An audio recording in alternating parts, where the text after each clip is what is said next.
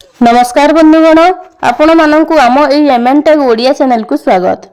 एबे आसिला matric board exam को नहीं गोटे बहुत बड़ा अपडेट।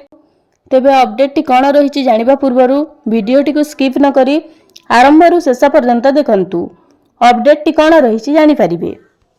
आज ठारू 2026 मैट्रिक परीक्षा पई फॉर्म पूरण आरंभ। आज ठारू अर्थात नवेम्बर 8 तारिख रु 2024 मैट्रिक परीक्षा पई ऑनलाइन रे फॉर्म पूरण आरंभ हेबो। एने उभय रेगुलार एवं एक्स रेगुलार परीक्षा पई फॉर्म पूरण करि परिबे। माध्यमिक शिक्षा परिषद पक्षरु सूचना दिया जायछि। फॉर्म पूरणर शेष तारिख 22 तारिख धार्य करा जायछि। राति 11:45 पर्यंत चलिबो फॉर्म पूरण। फॉर्म पूरण पई समस्त तथ्य बोर्ड वेबसाइट रु जानि परिबे। छात्र छात्री विद्यालयर मुख्यंक माध्यम रे ऑनलाइन रे फॉर्म पूरण करि परिबे।